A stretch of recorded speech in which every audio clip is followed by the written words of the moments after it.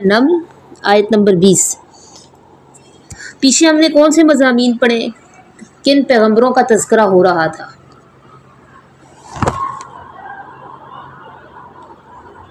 पहले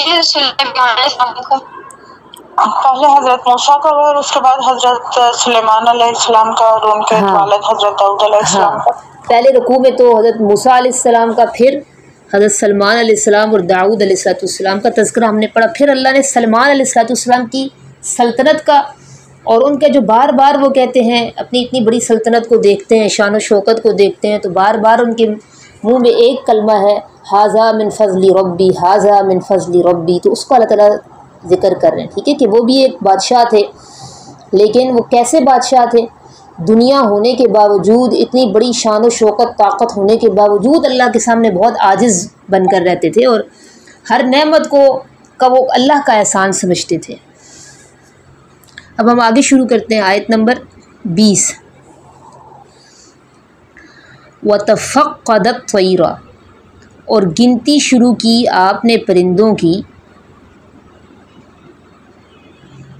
और जायज़ा लेना शुरू किया आपने परिंदों का, और गिनती शुरू की आपने परिंदों की। फ़क़ाला, फिर आपने कहा,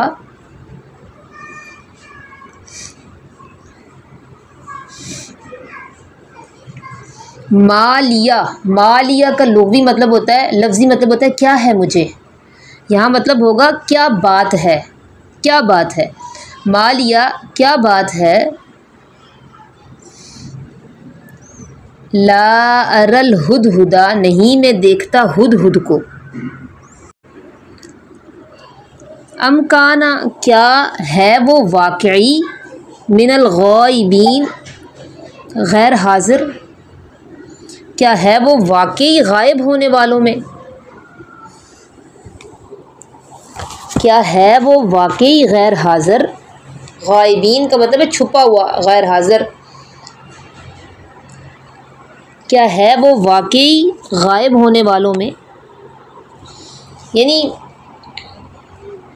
वो क्यों गैर हाजिर है, क्या वो वाकई गैर हाजिर है यहाँ, या मुझे नज़र नहीं आ रहा, उनका ये मतलब है, ठीक है। इसका थोड़ी सी तफसीर सामने लिख लें हाशिए में। अमकान मिनल गायबीन, कि क्या वो वाकई गायब है या मुझे नज़र नहीं आ रहा, उनका ये मतलब है। मैंने पिछले एपिसोड में आपको बताया था कि हज़रत सलमान अलैहिस्सलाम को परिंदों की बोलियों का इल्म था, जो वो कम्युनिकेट करते थे, आपस में बातचीत करते थे। हज़रत सलमान अलैहिस्सलाम इसको समझते थे, और आप इन परिंदों से भी और जिन्नात जो आपके मुसख्खर थे, ताबे थे, उनसे भी आप जो आपको काम पड़ता वो लेते होते थे।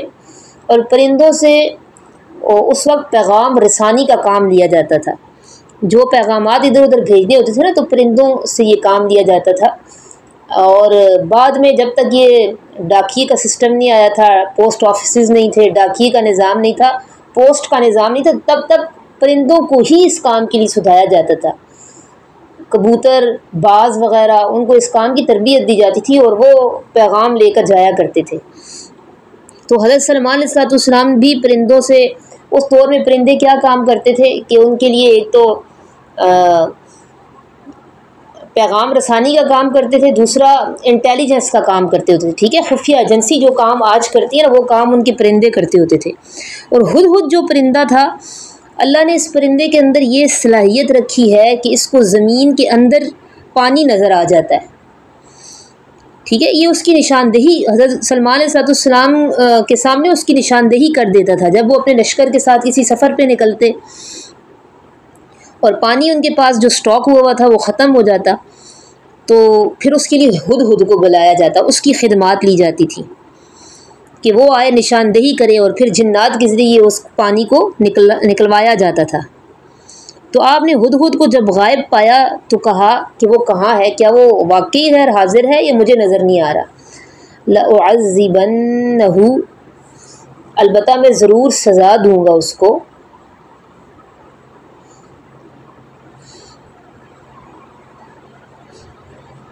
अलबत्ता मैं ज़रूर सज़ा दूँगा उसको, अज़ाबन शदीदन, सख्त सज़ा, او لأذبحنہ،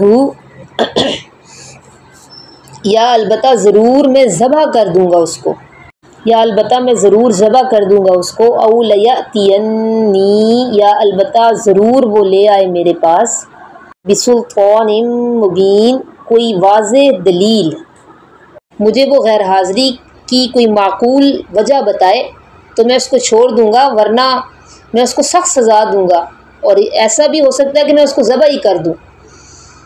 اور یہ آپ کے چونکہ یہ چیزیں آپ کے تابع تھی نا، آپ ان سے کام لیتے تھے، تو یہ آپ کے کنٹرول کو ظاہر کرتا ہے کہ یہ کہاں چھپا ہوا ہے، کیوں میرے سامنے کیوں نہیں ہے۔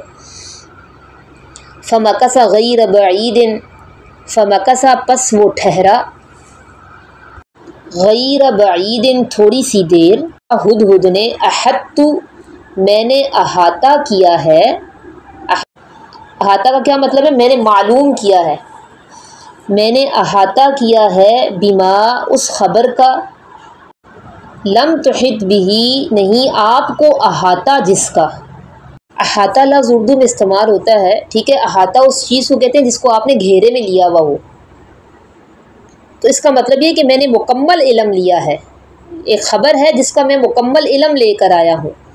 کہا ہدہد نے، میں نے احاطہ کیا ہے اس خبر کا، نہیں آپ کو احاطہ جس کا، وجئتک اور میں لایا ہوں آپ کے پاس، من سبأ بنبأ یقین، من سبأ سبا سے، بنبأ یقین ایک یقینی نبا خبر، ایک یقینی خبر، میں لایا ہوں آپ کے پاس سبا سے ایک یقینی خبر۔ کیا ہے سبا؟ اصل میں ایک شخص کا نام تھا، ٹھیک ہے، اس شخص کے نام پر پھر یہ قوم آباد ہوئی، قوم کا نام بھی سبا پڑ گیا، لوگ قوم سبا کہنے لگے، پھر جہاں یہ قوم آباد تھی نا اس شہر کا نام بھی سبا پڑ گیا۔ سبا سب سے پہلے تو ایک شخص کا نام تھا، پھر اس کے نام پر وہ ایک پوری قوم بنی، اور پھر ایک شہر جس میں وہ آباد تھے اس شہر کا نام بھی سبا پڑ گیا۔ تو اب یہاں پہ جس سبا کی ذکر ہو رہی ہے اس سے مراد شہر ہے، سبا شہر، میں لایا ہوں سبا سے، یعنی سبا شہر سے ایک یقینی خبر، اور یہ یمن میں ہے، ٹھیک ہے، یمن کے قریب یہ علاقہ تھا سبا، وہاں سے ہدہد ایک خبر لے کر آیا تھا، اس لیے غائب تھا۔ انی وجدت امرأۃ، بے شک میں نے پایا ہے، امرأۃ ایک عورت کو، بے شک میں نے پایا ہے ایک عورت کو، تملکہم وہ بادشاہت کرتی ہے ان پر، میں نے پایا ہے ایک عورت کو، تملکہم، تملکہم وہ مالک بنی بیٹھی ہے ان کی، یعنی اس ان پر بادشاہت کرتی ہے، وأوتیت اور اسے دیا گیا ہے، اور اسے دی گئی ہے، من کل شیء ہر چیز، اور اسے دی گئی ہے ہر چیز، وَلَهَا عَرْشٌ عَظِيمٌ اور اس کا تخت بڑا ہے، اور اس کا ایک تخت ہے بڑا، اور اس کا ایک تخت ہے عظیم بڑا۔ پیچھے ایک لفظ گزرا ہے آیت نمبر 22 میں، احطت بما لم تحط به، اس میں ہمارے لیے ایک پیغام ہے، ایک سبق ہے۔ دیکھیں جس طرح چونٹی کا یہ عقیدہ تھا نا کہ سلیمان علیہ السلام عالم الغیب نہیں ہے، وہ کیونکہ وہ کہہ رہی تھی نا کہ ہمیں چھوٹی چھوٹی چونٹیاں ہیں، سلیمان علیہ السلام کا اتنا بڑا لشکر ہے، کہیں وہ بے خبری میں ہمیں رون نہ ڈالیں۔ اس نے کیا کہا تھا؟ فہم لا یشعرون، انہیں شعور ہی نہیں ہو، انہیں خبر ہی نہیں، وہم لا یشعرون، انہیں خبر ہی نہیں ہوگی اس چیز کی۔ تو اسی طرح ہدہد کا بھی یہ عقیدہ تھا کہ سلیمان علیہ السلام کی سلطنت بے شک بے مثال ہے، لیکن اس کے باوجود ان کا علم محیط نہیں ہے، اس لیے تو وہ کہہ رہا ہے کہ میں نے ایسی خبر کا احاطہ کیا ہے جس کا آپ کو احاطہ نہیں ہے، جو آپ کو معلوم ہی نہیں ہے۔ اس سے ہمیں پتہ چلتا ہے کہ پیغمبر عالم الغیب نہیں ہوتے، اور ان کا علم بھی علم محیط نہیں ہوتا، ان کے پاس اتنا ہی علم ہوتا ہے جتنا اللہ تعالیٰ ان کو دے دیں، ٹھیک ہے۔ آگے وہ بتا رہا ہے کہ اصل میں سبا سے جو ایک خبر لے کر آیا ہوں، وہ خبر یہ ہے کہ میں نے ایک عورت کو دیکھا ہے جو ان کی بادشاہ ہے، ان کی ملکہ ہے، اور اس کو ہر چیز دی گئی ہے۔ ہر چیز سے مراد ایسا نہیں کہ دنیا کی ہر چیز، اس سے مراد جو ایک سلطنت کو چلانے کے لیے جن لوازمات کی ضرورت ہوتی ہے نا وہ دی گئی ہے، اور اس کا مطلب یہ کہ ان کی ایک سٹیبل گورنمنٹ ہے، ایک مضبوط گورنمنٹ ہے، کیونکہ سلطنت کو چلانے کے لیے جن لوازمات کی ضرورت ہوتی ہے وہ سارے اس کے پاس ہیں. اور وَلَهَا عَرْشٌ عَظِيمٌ، اس کا ایک تخت بھی ہے بڑا. اور اس زمانے میں تخت بھی شان و شوکت کی علامت سمجھا جاتا تھا، جس کے اوپر معاہدین یا بادشاہ وغیرہ بیٹھتے تھے، لیڈر حکمران وغیرہ بیٹھتے تھے. اور وہ بڑا معمولی تخت نہیں ہوتا تھا، بڑا سجا سجایا تخت ہوتا تھا، ہیرے جواہرات ہوتے تھے، یاقوت زمرد اس میں لگے ہوئے ہوتے تھے، اور یہ بھی ان کی شان و شوکت کو ظاہر کرتا تھا.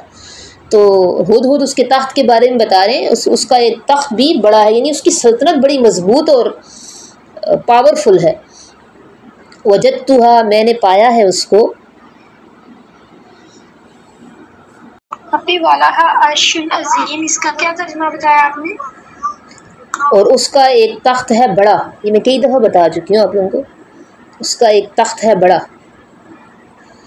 جی یہ تو میں نے وجدتها، میں نے پایا ہے اس کو. وقومها، اور اس کی قوم کو. یسجدون للشمس، وہ سجدہ کرتے ہیں سورج کو. من دون اللہ، اللہ کے سوا. وہ سجدہ کرتے ہیں سورج کو اللہ کے. وزین لهم الشیطان، اور سجا دیے ہیں ان کے لیے شیطان نے. اعمالہم، ان کے عمل، یعنی جو یہ جو کام کر رہے ہیں نا سورج کو سجدہ، شرک وغیرہ، تو اس کو اچھا بھی سمجھ رہے ہیں کیونکہ شیطان نے سجا دیا ان کے لیے. سجانے کا یہی مطلب ہے کہ وہ اس چیز کو اچھا بھی سمجھتے ہیں. اور سجا دی ان کے لیے شیطان نے ان کے عمل. فصدہم، پھر روک دیا ہے ان کو. عن السبیل، سیدھے راستے سے. فہم لا یہتدون، پس نہیں وہ راہ پاتے. روک دیا ان کو سیدھے راستے سے، پس نہیں وہ راہ پاتے. یہ جو قوم سبا تھی یہ سورج پرست تھی، اور سورج کے پرستار بھی اس وقت دنیا میں موجود ہیں. مصر میں بھی اس وقت مصر میں تھے، ایران میں بھی تھے، اور آج بھی کئی جگہوں پہ ہیں سورج پرست.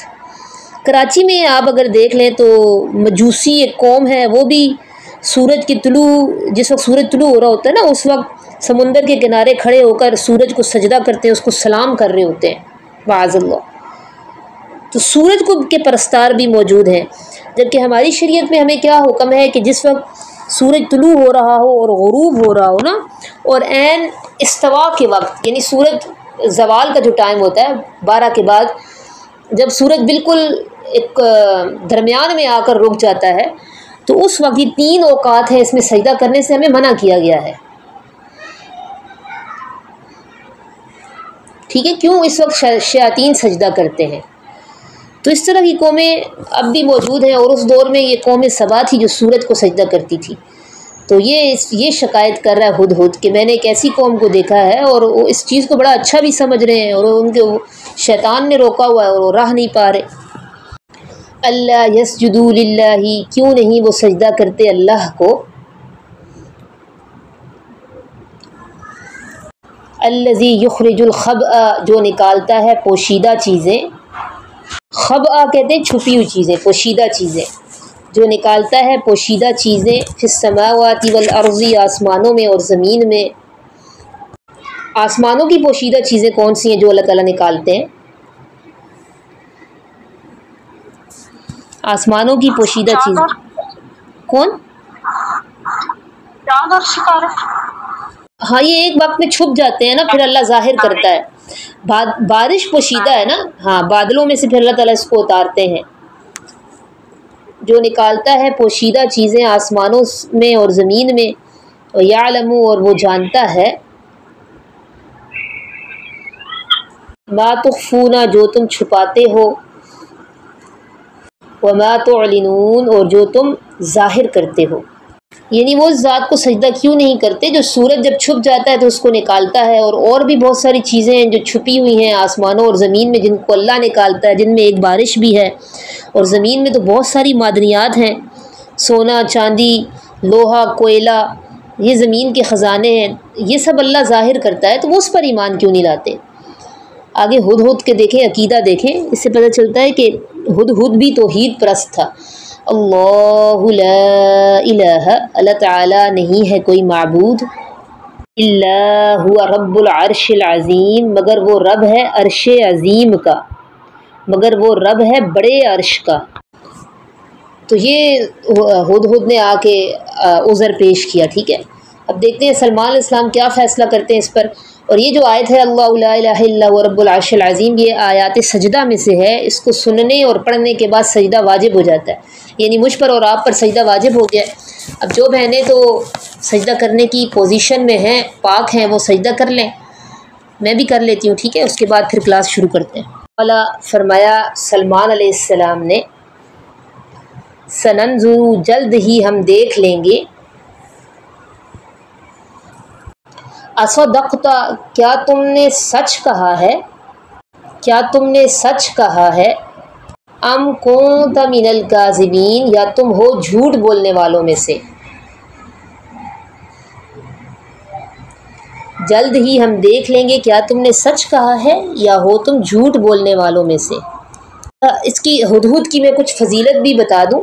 دیکھیں ہدہد نے یہاں پہ ہمیں پتہ چل رہا ہے کہ توحید کا وعظ کیا تھا، اور وہ خود بھی توحید کا قائل تھا، شرک کا رد کیا تھا، اللہ کی عظمت کو بیان کیا تھا. کیا کہا تھا؟ اللہ لا الہ الا هو رب العرش العظیم.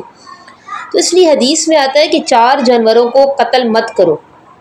ایک تو چیونٹی ہے، مسند احمد کی حدیث ہے.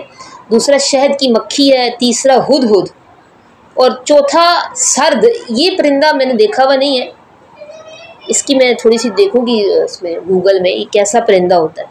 تو ہدہد جانور کو نا مارنے سے حدیث میں منع کیا گیا. اچھا، اس کا پھر تحقیق کا کیا طریقہ سلمان علیہ السلام نے اختیار کیا کہ ہم دیکھتے ہیں کہ کیا تم واقعی سچ کہہ رہے ہو. اس کا کیا طریقہ اختیار کیا؟ کہا ہدہد سے اذهب، تم جاؤ،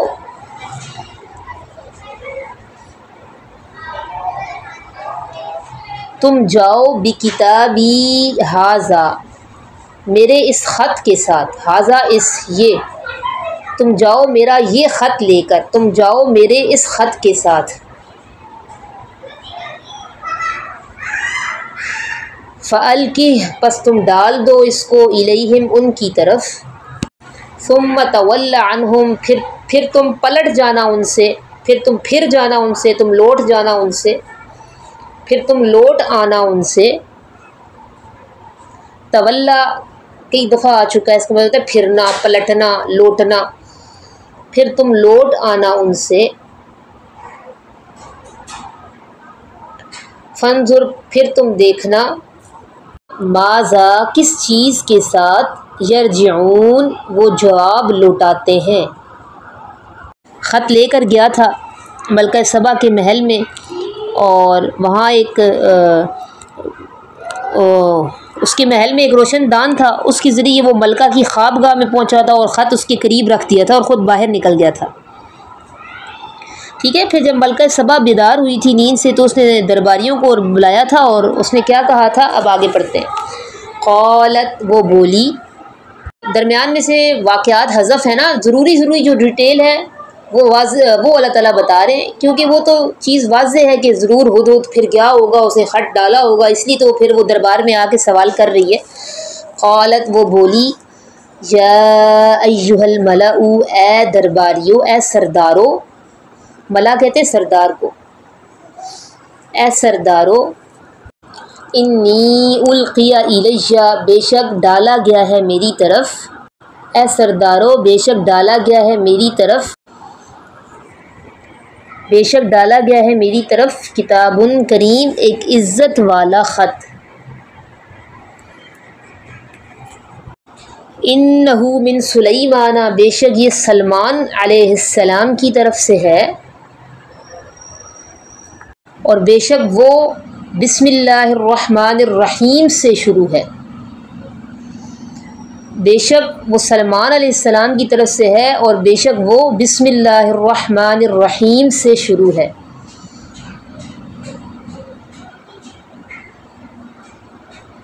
اللہ تعلو علیہ، یہ کہ نہ تم سرکشی کرو، علیہ مجھ پر. وَأْتُونِي مسلمین، اور تم آؤ میرے پاس فرما بردار بن کر.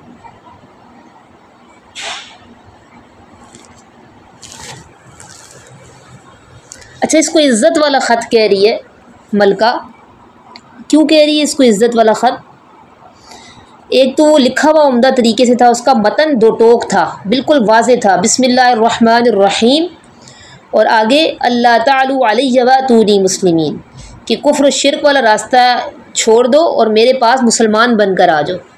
تو بالکل ایک واضح دو ٹوک پیغام تھا، اور لکھا، اور اس کے اوپر مہر بھی لگی ہوئی تھی، جس کی وجہ سے اس کو اندازہ ہو رہا تھا کہ یہ کسی معزز شخصیت کی طرف سے آیا ہے۔ ٹھیک ہے، یہ خط کا مضمون تھا جو یہاں پہ آیا نا، انہ بسم اللہ الرحمن الرحیم اور اللہ تعالی علیہ واتونی مسلمین، یہ۔ اور اس وقت شروع میں لکھا کرتے تھے لوگ اس طرح اپنا نام لکھا کرتے تھے، جیسے من عبداللہ سلیمان ابن داود علی من اتبع الہدا، اس طرح کے کلمات ہوتے تھے۔ اور دیکھیں خطوط لکھ کر لوگوں کو اسلام کی دعوت دینے کا یہ سلسلہ یہ اس دور میں بھی تھا، اور خود نبی علیہ الصلوۃ والسلام نے بھی یہ طریقہ اختیار کیا تھا۔ آپ صلی اللہ علیہ وسلم نے ہرقل روم کو بھی خط لکھا تھا، اس وقت جو کسریٰ کا اس کا روم کا بادشاہ تھا، پھر فارس کا جو بادشاہ تھا اس کو بھی خط لکھا، جس نے غضب سے پھاڑ دیا تھا، پرویز نام کا وہ شخص تھا، اس نے پھاڑ دیا تھا۔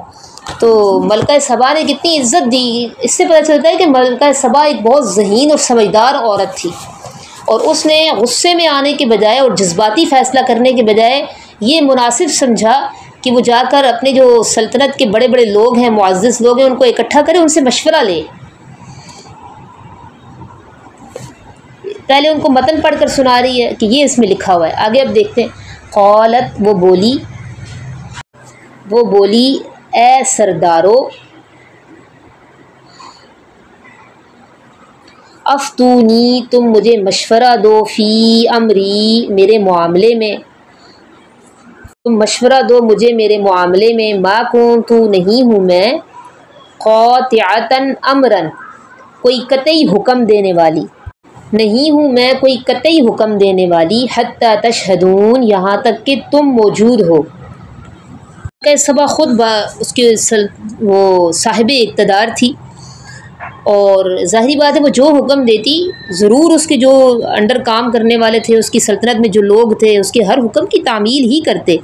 لیکن پھر بھی دیکھیں یہ جو چیز آیت میں آئی ہے نا کہ اس نے خود ان سے مشورہ کیا، افتونی فی امری، اس بات سے ظاہر ہوتا ہے کہ اس کا اپنے رعایا اور درباریوں کے ساتھ نرم رویہ تھا، اور وہ خود کو عقل کل نہیں سمجھتی تھی، بلکہ کوئی بھی حتمی فیصلہ کرنے سے پہلے اپنے معاہدین سلطنت سے مشورہ ضرور کر لیتی تھی۔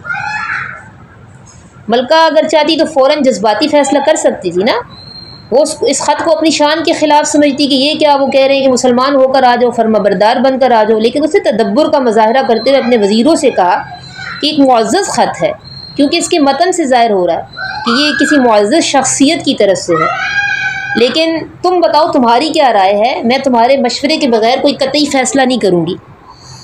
اور اس سے ہمیں یہ بھی پتہ چلتا ہے کہ ملکہ کا جو نظام حکومت تھا وہ شورائی تھا۔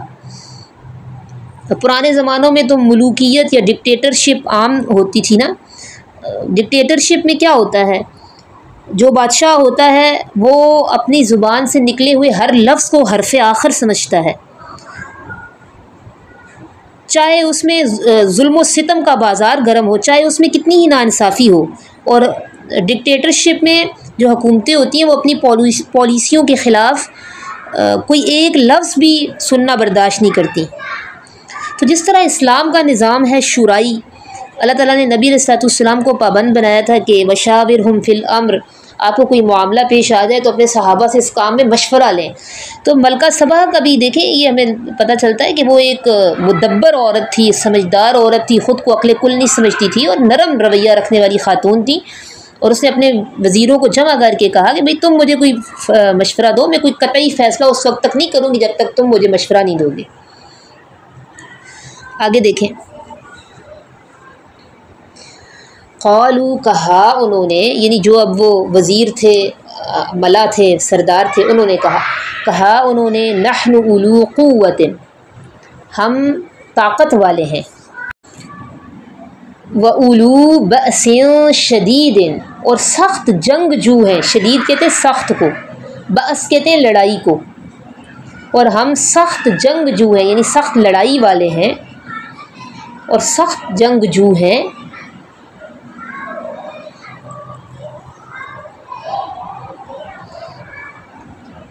والامر الیکی، اور فیصلہ تو تیرے اختیار میں ہے، تیری طرف ہے، یعنی تیرے اختیار میں ہے، اور فیصلہ تیرے اختیار میں ہے۔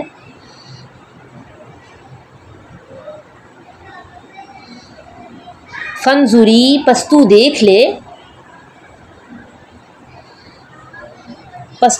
لے، ماذا تأمرین، کہ کیا تو حکم دیتی ہے، کیا تو حکم دیتی ہے۔ یعنی وہ مشورہ یہ دے رہے ہیں کہ بھئی ہمارے پاس قوت ہے، اسلحہ ہے، ماہرین ضرب و حرب ہیں، تو ہم تو اگر تم آرڈر کرو گی تو ہم تو لڑنے کے لیے بھی تیار ہیں، لیکن فیصلہ تیرے اختیار میں، دیکھو تجھے کیا حکم تمہیں بہتر لگتا ہے، تم جو حکم دو گی ہم وہ بجا لائیں گے۔ قالت، اب ملکہ کی سمجھداری دیکھیے، قالت، وہ بولی، یہ ایک بہت زیرک حکمران تھی نا، عقل مند حکمران تھی، اسی اللہ تعالیٰ نے بڑے عزت و احترام اور اہتمام سے اس کا تذکرہ کیا یہاں پہ۔ قالت، وہ بولی، ان الملوک، بے شک بادشاہ، ملک کی جمع ملوک ہوتا، ٹھیک ہے، ملک کہتے ہیں ایک بادشاہ کو، ملوک بہت سارے بادشاہ۔ وہ بولی، بے شک بادشاہ، اذا دخلوا قریۃ، جب وہ داخل ہوتے ہیں کسی بستی میں، افسدوها، تو وہ فساد کرتے ہیں اس میں، وہ خرابی پیدا کرتے ہیں اس میں، بگاڑ کرتے ہیں اس میں۔ وہ بولی، بے شک بادشاہ جب داخل ہوتے ہیں کسی بستی میں وہ فساد کرتے ہیں اس میں۔ وجعلوا، اور وہ کر دیتے ہیں، اعزت اہلیہا، اہلیہا کا مطلب ہے اس شہر کے رہنے والوں کو، اعزت کا اعزہ یہ عزیز کی جمع ہے، ٹھیک ہے، عزیز کتنا، وہ میرا، آپ کہتی ہیں وہ میرا عزیز ہے، تو اس کی جمع اعزہ، وہ ہمارے اعزہ و اقارب ہیں، تو عزیز کی جمع اعزہ، اعزت اہلیہا، اور وہ کر دیتے ہیں اس کے رہنے والے عزت داروں کو، وہ کر دیتے ہیں اس کے رہنے والے عزت داروں کو اذلہ، ذلیل۔ وَكَذَلِكَ يَفْعَلُونَ، اور یہ ایسا ہی کرتے ہیں، یعنی بادشاہ جو ہوتے ہیں وہ اسی طرح کرتے ہیں۔ وَكَذَلِكَ يَفْعَلُونَ، اور یہ ایسا ہی کرتے ہیں اور اسی طرح وہ کرتے ہیں، وَكَذَلِكَ، اسی طرح، يَفْعَلُونَ، وہ کرتے ہیں اور اسی طرح وہ کرتے ہیں۔ اب دیکھیں یہاں پہ بھی ملکہ کے جو خیالات ہیں وہ اس کی عاقبت اندیشی اور اس کی سمجھداری کو ظاہر کر رہے ہیں۔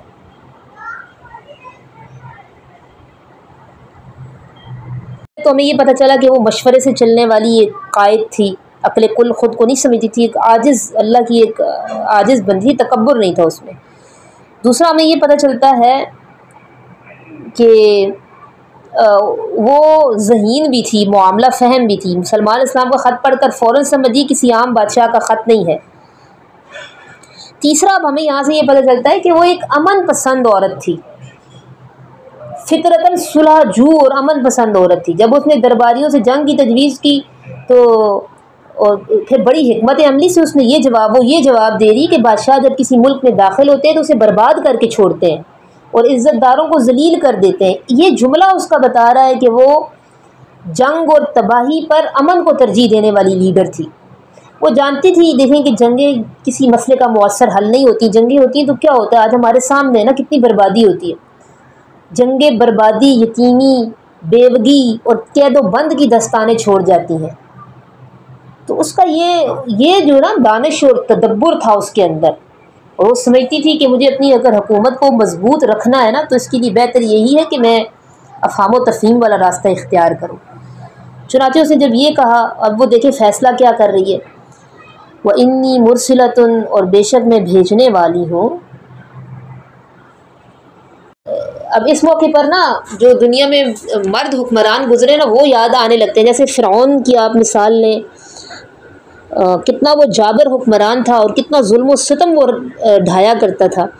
اس کے بعد آپ نمرود کی مثال دیں، اس کا بھی یہی شیوہ تھا، ذرا سی بات پر لوگوں کو موت کے گھاٹ اتار دیتا تھا۔ اس کے بعد چنگیز خان اور ہلاکو کے مظالم آپ اٹھا کر دیکھیں، تاریخ بھری ہوئی ہے۔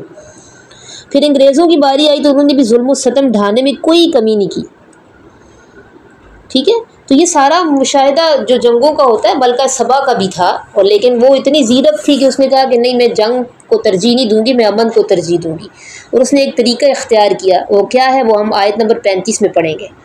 وَإِنِّي مُرْسِلَةٌ إِلَيْهِمْ، اور بے شک میں بھیجنے والی ہوں الیہم ان کی طرف، بِہَدِیَّةٍ ایک ہدیہ، ایک تحفہ، فَنَاظِرَةٌ پھر میں دیکھتی ہوں، بِمَا کس چیز کے ساتھ، یرجعو لوٹتے ہیں، المرسلون قاصد بھیجے ہوئے، پھر میں دیکھتی ہوں کس جواب کے ساتھ لوٹتے ہیں المرسلون بھیجے ہوئے، یعنی قاصد۔ یہ تحائف وہ کیوں بھیج رہی ہے سلمان علیہ السلام کی طرف؟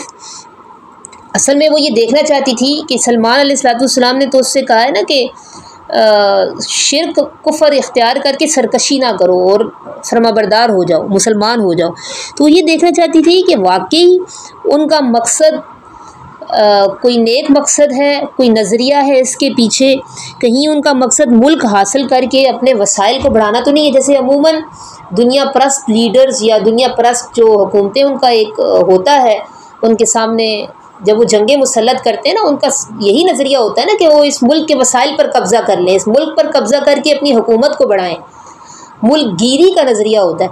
تو اس نے یہ دیکھنے کے لیے نا یہ تحائف بھیجے، اس کا خیال تھا کہ اگر یہ تحائف انہوں نے قبول کر لیے نا تو اس کا یہ مطلب ہوگا کہ اس کے پیچھے کوئی نظریہ نہیں ہے، اور اگر یہ تحائف لوٹ کر میری طرف آ گئے تو اس کا مطلب یہی ہوگا کہ واقعی وہ جو ہیں ان کے پیچھے ایک نظریے کے تحت وہ ایسا کر رہے ہیں۔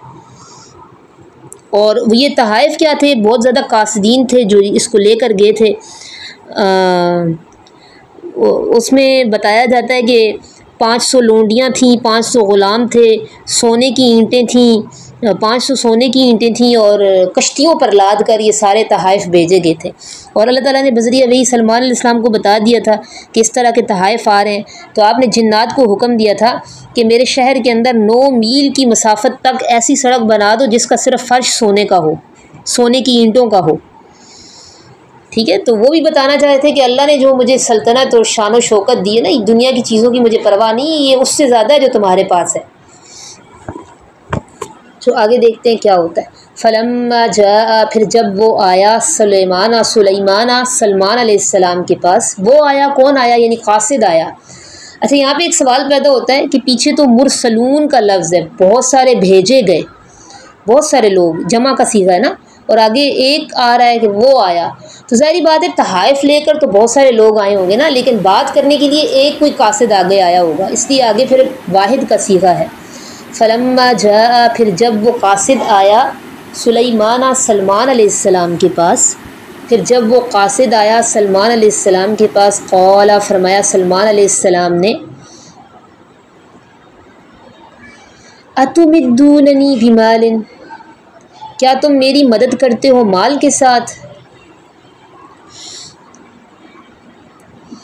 فما آتانی اللہ، پس جو دیا ہے مجھے اللہ نے، خیر، وہ بہتر ہے، مما آتاکم، اس سے جو تمہیں اس نے دیا ہے، مما، اس سے، آتاکم، جو اس نے تمہیں دیا ہے، بل انتم، بلکہ تم، بہدیجتکم، اپنے ہدیوں کے ساتھ، تفرحون، اتراتے ہو۔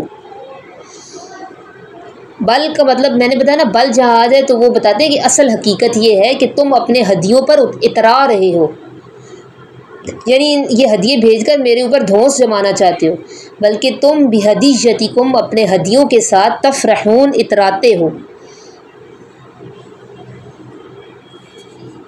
کہ جو حضرت سلمان علیہ السلام تھے وہ عام دنیا کے بادشاہوں کی طرح نہیں تھے جو تحائف لے کر یا مال و دولت لے کر خاموش ہو جاتے۔ ارجع، تم لوٹ کر جاؤ، الیہم، ان کی طرف،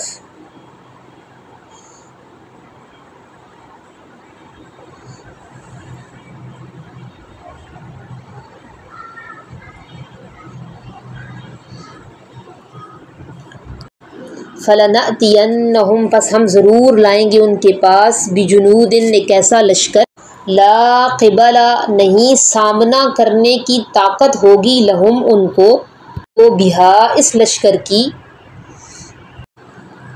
نہیں سامنا کرنے کی طاقت ہوگی ان کو اس لشکر کی، وَلَنُخْرِجَنَّهُمْ، اور ہم ضرور نکال دیں گے ان کو، منہا، اس جگہ، اذلۃ وہم صاغرون، ذلیل کر کے، وہم صاغرون، اور وہ پست ہونے والے ہوں گے۔ دیکھیں دیکھیں اسلام کفر کے وجود کو تو برداشت کرتا ہے لیکن کفر کی حکومت اور نظام کو برداشت نہیں کرتا، ٹھیک ہے۔ کفر کے وجود کو اسلام اس لیے برداشت کرتا ہے کہ لا اکراہ فی الدین، دین میں کوئی زبردستی نہیں ہے، لیکن کفر کی حکومت کو اسلام برداشت نہیں کرتا، اس لیے۔ اور حضرت سلمان علیہ السلام صرف بادشاہ نہیں تھے، وہ تو پیغمبر بھی تھے نا، تو وہ گوارہ نہیں کر سکتے تھے کہ اللہ کی زمین ہے اور اس پر شرک ہو رہا ہے، کفر ہو رہا ہے اور کفر کی حکومت ہے، تو اس لیے پھر انہوں نے کہا کہ وہ نہیں آ رہی اگر میرے پاس مسلمان ہو کر تو ہم ایسا لشکر لائیں گے جس کا ان کے سامنا کرنے کی طاقت نہیں ہوگی، اور ہم ان کو وہاں سے ذلیل کر کے نکالیں گے اور وہ پست ہو جائیں گے۔ اسلام میں اس لیے تو اقدامی جہاد کا تصور ہے، لیکن اس کی شرائط ہیں جو میں نے سورہ توبہ میں بڑی ڈیٹیل سے بتائی ہیں۔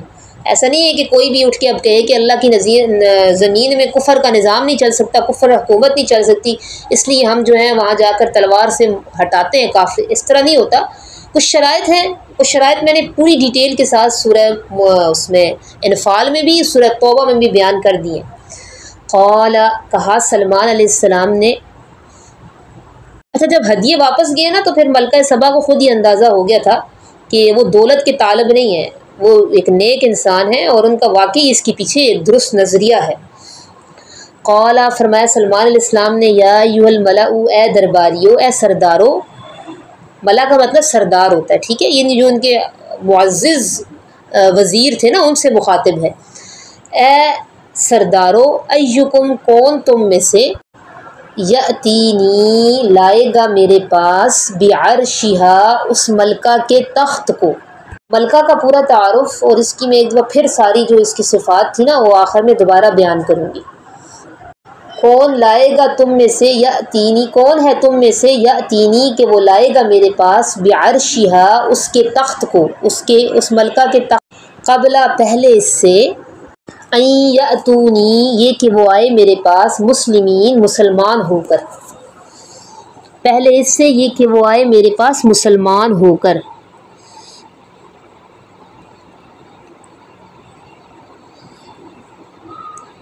جب یہ دھمکی آمیز پیغام ملا تھا نا ملکہ کو، تو اور ملکہ کو سارے حالات بھی پتہ چل گئے تھے، تحائف بھی مل گئے تھے، تو اس کو سمجھ گئی تھی، بات کی تہہ تک پہنچ گئی تھی کہ اب نا واقعی اس کے پیچھے کوئی نظریہ ہے، وہ اللہ کے پیغمبر ہیں، اب مجھے جنگ و جدل کے بجائے اطاعت والے راستہ اختیار کرنا چاہیے۔ چنانچہ اس نے روانگی کی تیاریاں شروع کی تھیں، تاریخ مقرر کی تھی اور شام اور فلسطین کے سفر پر روانہ ہو گئی تھی، ٹھیک ہے، اور اس کی خبر پھر حضرت سلمان علیہ السلام کو مل گئی تھی، اس لیے انہوں نے کہا کہ کون ہے میرے اس دربار میں کون ایسا ہے جو کہ اس کا تخت میرے پاس لے کر آئے گا اس سے پہلے کہ وہ میرے پاس مسلمان ہو کر پہنچ جائے۔ قال عفریت من الجن، کہا ایک دیو ہیکل جن نے، عفریت کہتے ہیں نا، عفریت ہماری زبان میں کہتے ہیں بہت بڑی مصیبت کو، کہتے ہیں میرے اوپر تو یہ عفریت آ گئی، اردو میں عفریت بول رہے ہوتے ہیں، کہتے ہیں ہمارے اوپر تو یہ عفریت ٹوٹ پڑی ہے، عفریت آ گئی، یعنی بہت بڑی مصیبت آ گئی۔ تو جنوں میں جو بہت قوی ہیکل ہوتا ہے، جس کی یہ باڈی اور طاقت بہت زیادہ ہوتی ہے نا، اس کو عفریت کہتے ہیں، جس کو آپ دیو بھی کہہ سکتی ہیں۔ قال عفریت من الجن، کہا ایک بہت طاقتور جن نے، انا آتیک بہ، میں لاؤں گا آپ کے پاس، بہ، اس تخت کو، قبل ان تقوم، پہلے اس سے کہ آپ کھڑے ہوں گے، من مقامک، اپنی جگہ سے، پہلے اس سے کہ آپ کھڑے ہوں اپنی جگہ سے، یعنی آپ کے اپنی جگہ سے کھڑے ہونے سے پہلے میں وہ تخت لے کر آ جاؤں گا۔ کہا ایک بہت طاقتور جن نے، میں لاؤں گا آپ کے پاس اس تخت کو، پہلے اس سے یہ کہ آپ کھڑے ہوں اپنی جگہ سے، وَإِنِّي عَلَيْهِ، اور بے شک میں اس پر، لَقَوِيٌّ امین، البتہ قوت والا، امانت دار ہوں، یعنی میں کوئی خیانت بھی نہیں کروں گا، کیونکہ وہ تخت اس کے اندر زمرد اور جواہرات اور یاقوت اور ایسی چیزیں جڑی ہوئی تھیں نا، تو اس نے کہا میں امین بھی ہوں، میں اس میں خیانت بھی نہیں کروں گا، اور بے شک میں اس پر لَقَوِيٌّ امین، قوت والا، امانت دار ہوں۔ قال الذی عندہ، کہا اس شخص نے، عندہ جس کے پاس، علم من الکتابی، علم تھا کتاب کا، اس دور میں کتاب کون سی تھی؟ زبور، تو جس شخص کے پاس تورات اور زبور دونوں کا علم تھا وہ ایک آپ کا وزیر تھا جس کا نام تھا آصف ابن برخیہ، ٹھیک ہے، آصف ابن برخیہ۔ اس نے کہا انا آتی کا بھی، میں لاؤں گا آپ کے پاس بھی اس تخت کو، قبل پہلے اس سے، این یرتدا یہ کہ لوٹے، الیکا آپ کی طرف، پہلے اس سے یہ کہ لوٹے آپ کی طرف، طرفک آپ کی نگاہ، یعنی آپ کی پلک جھپکنے سے پہلے میں اس تخت کو لے کر آ جاؤں گا۔ اور پھر آصف ابن برخیہ نے ایسا ہی کیا، اور یہ کیا تھی، وہ نیک آدمی تھے نا، یہ ان کی کرامت تھی، اللہ نے کہا ان کے پاس علم تھا تو یہ ان کی کرامت تھی، لیکن کرامت اللہ تعالیٰ بزرگوں کے ہاتھ پر ظاہر ضرور کرتے ہیں، لیکن کرنے والی وہ اللہ کی ذات ہوتی ہے، ٹھیک ہے۔ معجزہ انبیاء کا ہوتا ہے، کرامات اولیاء اللہ کی ہوتی ہیں، اس پر ہم سب کا ایمان ہے۔ معجزے اللہ تعالیٰ انبیاء کو دیتے ہیں اور کرامات اولیاء اللہ کی ہوتی ہیں، لیکن شرک یہ اس وقت کہلائے گا جب آپ یہ سمجھیں بزرگ نے یہ خود کیا ہے۔ اب دیکھیں موسیٰ علیہ السلام کے ہاتھ میں لاٹھی ہوتی تھی، اللہ تعالیٰ نے حکم دیا تھا اس کو زمین پہ ڈالے، تو وہ اللہ کے حکم سے پھر سانپ بنتی تھی، اس کو سانپ بنانے والی اللہ کی ذات تھی، اس کو بنانے والے موسیٰ علیہ السلام نہیں تھے، وہ ایک معجزہ تھا جو اللہ نے ان کے ہاتھ پر ظاہر کیا، لیکن وہ کرنے والی کون سی ذات تھی، اللہ کی۔ شرک تب ہو جب ہم کہیں کہ یہ کرنے والے بھی موسیٰ علیہ السلام ہیں۔ اب بزرگ کے ہاتھ پر کوئی کرامت ظاہر ہوتی ہے تو یہ جو ہے یہ بڑی بات ہے، لیکن اس میں یہ کیا ہے، اللہ کی طرف سے، اللہ کا کمال ہے کہ اللہ نے اس بزرگ کے ہاتھ پر اس کرامت کو ظاہر کیا۔ کرامت بزرگ کی ہوتی ہے لیکن کرنے والی اللہ کی ذات ہوتی ہے، تو ان کی کرامت تھی کہ پلک جھپکتے ہی وہ تخت کہاں ہزاروں میل دور تھا یمن، اور وہاں سے شام اور فلسطین آ گیا۔ فلما رآہ پھر جب دیکھا سلیمان علیہ السلام نے اس کو مستقرن رکھا ہوا، عندہ اپنے پاس،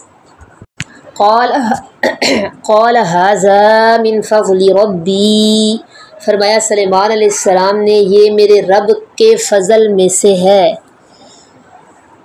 ایسے واقعات ہو رہے ہیں نا کہ سلیمان علیہ السلام کا دل جو ہے وہ شکر میں ڈوب رہا ہے، اور آپ زبان سے بھی یہی کہہ رہے ہیں ھذا من فضل ربی، یہ میرا کوئی کمال نہیں ہے، یہ میرے رب کے فضل میں سے ہے کہ اس نے میری امت میں ایک ایسے فرد کے ہاتھ پر یہ کرامت ظاہر کی۔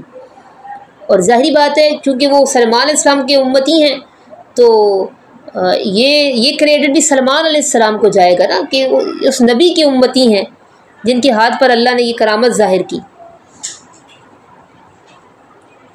پھر جب دیکھا سلیمان علیہ السلام نے اس کو رکھا ہوا اپنے پاس تو کہا انہوں نے ھذا من فضل ربی، یہ میرے رب کے فضل میں سے ہے، لیبلونی تاکہ وہ مجھے آزمائے۔